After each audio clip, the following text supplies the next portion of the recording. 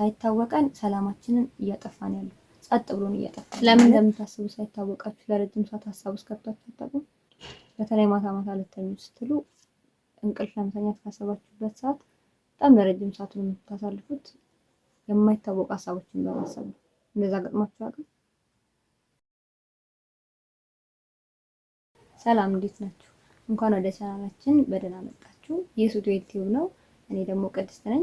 ዛሬ ከልክ በላይ ስለማሰብ ወይም ደግሞ ስለ ኦቨርቲንኪንግ እናወራለን። እስከ ቪዲዮ መጨረሻ ድረስ አብራችሁ። ከመጠን በላይ ማሰብ ወይም ደግሞ ኦቨርቲንኪንግ አይምሮ በአንድ ነገር ላይ ለረጅም ሰዓት ተጣብቆ ሲያስብ፣ ሲጨነቅ ወይም ደግሞ ሲጠረጠር መቆየት ማለት ነው እና ኦቨርቲንኪንግ ሳይታወቀን ጸጥ ብሎ ሰላማችንን የሚነሳና ጤናችንን የሚያጠፋ ነገር ነው። ብዙ ሰው ኦቨርቲንኪንግን ከአጥልቆ ማሰብና አርቆ ሀሳቢነት ጋር አያይዞ ያየዋል። ግን በፍጹም ተቃራኒ ነገር ናቸው። በጥልቀት ማሰብ ወይም ደግሞ አርቆ ሀሳቢነት መፍትሄ ለማግኘት ወይም ደግሞ ሀሳቡ ልክ አለው እስከምን ድረስ ማሰብ እንዳለብን መጨረሻው ይታወቃል። ኦቨርቲንኪንግ ሲሆን ግን መነሻውም አይታወቅም መጨረሻውም አይታወቅም።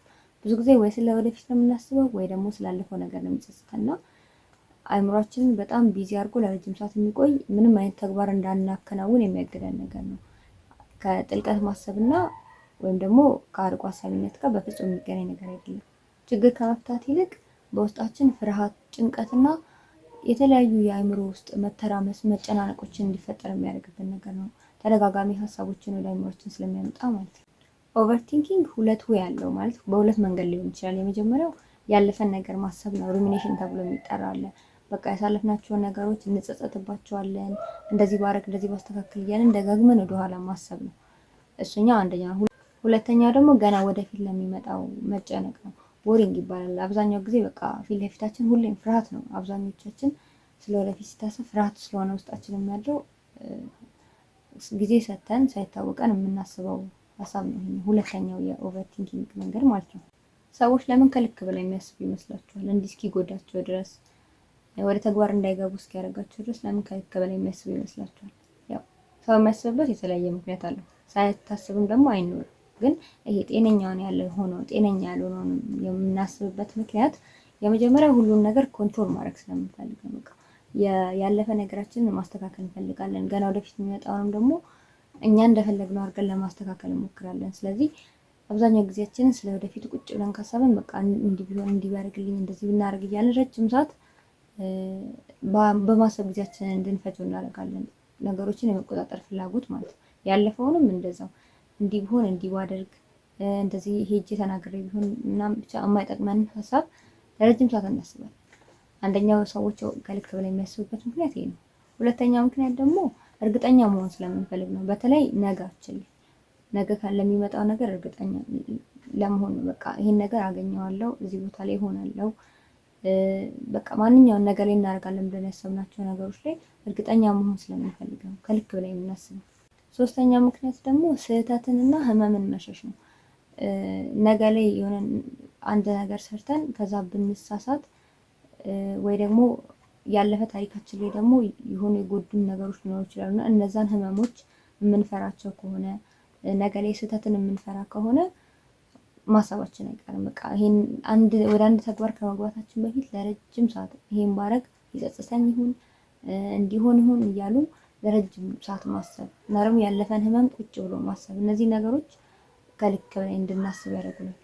ማቆም ያልቻልንበት ምክንያት ደግሞ ያው ቅድም እንዳልኳችሁ ነው። ችግር የፈታን ይመስለናል ወይም ደግሞ በጣም አጥልቀን እያሰብን ይመስለናል። እውነታው ግን መሬት ላይ ወርዶ የሚታየው ነገር ግን አንደኛ ከብዙ ተግባር ያዘገየናል። ብዙ ነገር መስራት ስንችል በማሰብ ብቻ ጊዜያችንን እንገላለን። ሌላኛው ደግሞ ኃይላችንን ያደክማል። ያው እንደሚታወቀው አይምሮ ነው ከፍተኛውን የምንመገበው ምግብ የሚጠቀመው 20% የሚጠቀመው አይምሮአችን አይደል? ለምሳሌ 2000 ካሎሪ ያለው ምግብ የበላ ሰው 400 ካሎሪ ለአይምሮ ነው ቀጥታ የሚሄደው።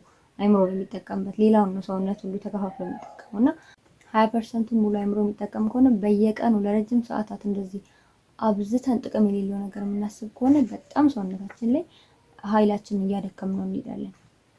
ሌላኛው ሊሆን የሚችለው ነገር ደግሞ የባሰ ሌላ ችግር ውስጥ፣ ሌላ ጭንቀት ውስጥ፣ ሌላ ሀሳብ ውስጥ ነው የሚከተል። ሀሳቦች ተያያዥ ናቸው። አንዱን ባሰብ ቁጥር ተያይዞ ሌላ ሀሳብ ይመጣል። ሳናውቀው የሆነ ሀሳብ ውስጥ ራሳችንን አናገኝም። ከዛ ምን እያሰብኩ ነው እዚህ የደረስኩት ምናምን ብለን አንዳንዴ ወደ ኋላ ስንመለስ በትንሽ ሀሳብ ነበር የተነሳ ነው እና እንደዛ እየተያዘ ለረጅም ሰዓት እናስባለን እና የባሱ ጭንቀቶች የባሱ ሌላ ሀሳቦች ናቸው ወደ አእምሯችን የሚመጡት ችግር ከመፍታት ይልቅ። እኛ ግን ችግር እየፈታን ይመስለናል።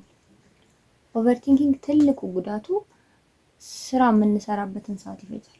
አንድ ስራ ለመስራት ስራው መፍጀት ካለበት ሰዓት ይልቅ በሀሳብ የሚፈጀው ጊዜ ይበልጣል እና ኦቨርቲንኪንግ ትልቁ የሚገልብን ነገር መልሰን ማናገኘውን ጊዜ ነው። ወደኋላ ተመልሰን ማስተካከል የማንችለውን ጊዜ እያሰበን እንድንጨርሰው ያደርገናል እና ብዙ ሰው ብዙ እቅድ ኖሮት ብዙ አላማ ኖሮት ብዙ ማድረግ የሚፈልገው ነገር ኖሮ ግን ወደዛ ነገር መግባት ያልቻለው እስካሁን እያሰበበት ስለሆነ ነው ያን ነገር እና ወይ ስህተት ፈርቷል ወይ ከኋላ ታሪኩ የሆነ ያሳለፈው ነገር አለ ወይ ኮንትሮል ማድረግ የፈለገው ነገር አለ ምናምን እና እንደዚህ እያደረገ ብዙ ነገር ማድረግ የሚችልበትን ጊዜውን እድሜውን በማሰብ አቃጥሎታል ማለት ነው።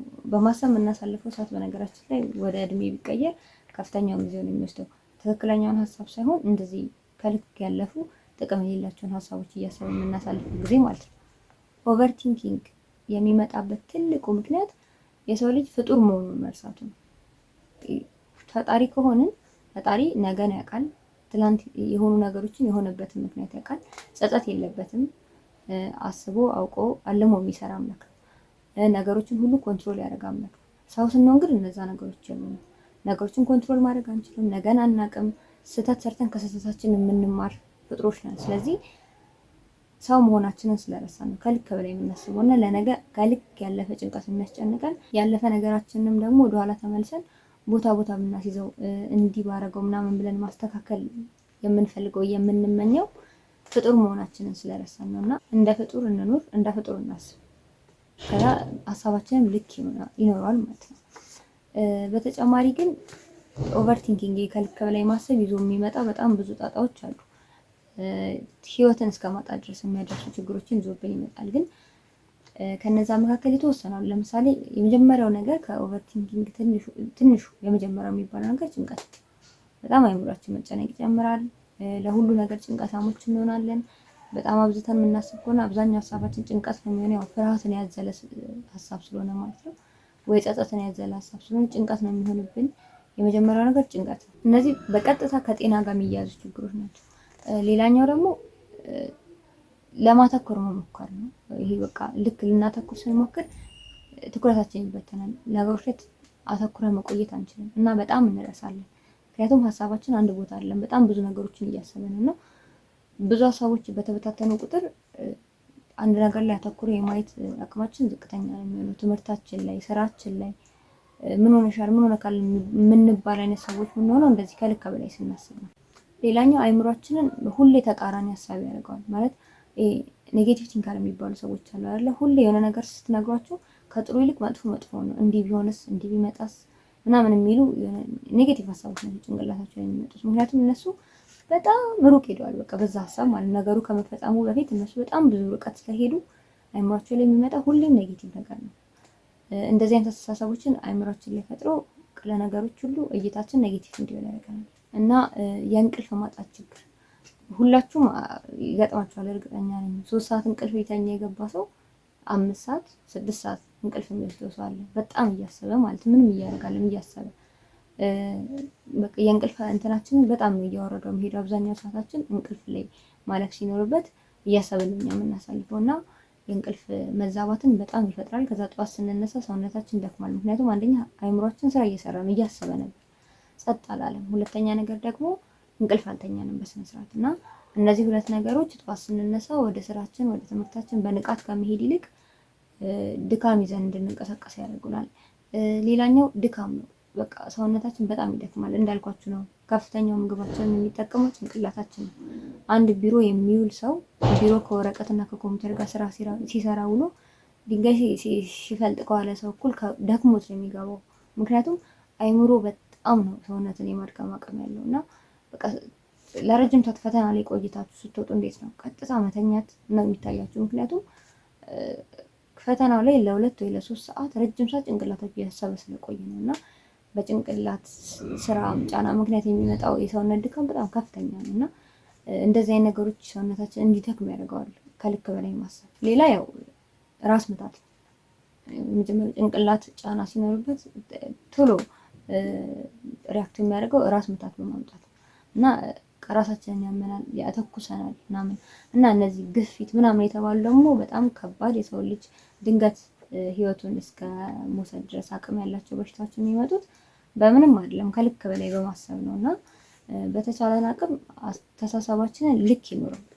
ኦቨርቲንኪንግ ይሄን ያህል እንደሚጎዳን ካመንበት በእርግጥ ሀሳብን መቆጣጠር በጣም ከባድ ነው። የሰው ልጅ ሰውን ቢቆጣጠር ይቀለዋል፣ ሀሳብ የራሱን ሀሳብ ከሚቆጣጠር በጣም ከባድ ነገር ነው። ግን ኦቨርቲንኪንግ የተባለውን ይህን ችግር ግን ለማቅለል እንደ ሰው ልንወስዳቸው የምንችላቸው ቀላል ነገሮች አሉ። የመጀመሪያው የምናስብበትን ሰዓት መገደብ ነው። አንድ ስራ ልንሰራ ካሰብን ይሄን ያህል በቃ ስለዚህ ነገር ይሄን ያህል ካሰብኩበት ይበቃል ብለን ልንገድበው ይገባል።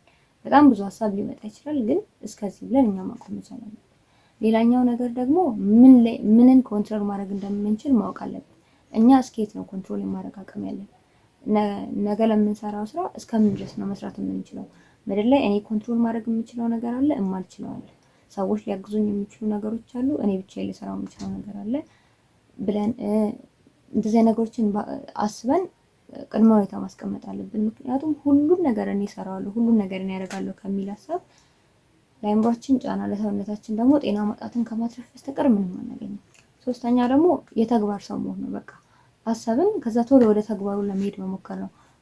ብዙ ሰው ብዙ አቅዶ ግን በእቅዱ ልክ ያልኖረው የተግባር ሰው ስላልሆነ ነው። እና ቶሎ ነገሮችን ወደ መሬት ለማውረድ ከዛ ከስህተት ነገሮችን ወደ መሬት አውርደናቸው ስህተታቸውን እያስተካከልን ሼፕ ብናደርጋቸው ይቀላል። እዛው በሀሳብ አንጠልጥለን ከምናስቀራቸው መሬት ላይ ወርደው እዛው ቢስተካከሉ ይሻላል። እና ቶሎ ወደ ተግባር መግባት ነው። ከተግባራችን ነው ይበልጥ እየተማረ የምንሄደው እንጂ በሀሳብ ምንም ልንማር አንችል። እንደዛ ማድረግ አለብን።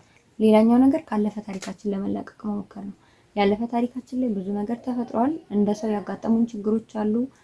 እንደ ሰው የሰራናቸው ስህተቶች አሉ። ሰዎች እኛ ላይ ያደረጉብን ነገር አለ። ግን አለፈ በቃ። አሁን ላይ እየኖረ ያለው አሁን ያለ ነው እኛ ነን እንጂ እነዛ ሰዎችም እነዛ ታሪኮችም አይደሉም። ኦልሬዲ ታሪክ ሆነው አልፈዋል እና አይመለሱም፣ ልናስተካክላቸውም አንችልም። ስለዚህ ከነዛ ታሪኮች ከነዛ ህይወቶች ለመላቀቅ መሞከር ነው። እኚህንና ሌሎች ደግሞ እንደ ራሳችን ያስተካክሉኛል ብለን የምናስባቸውን ነገሮች በማድረግ ከልክ በላይ ከማሰብ መላቀቅ መቻል አለብን። እሱን እንሞክር።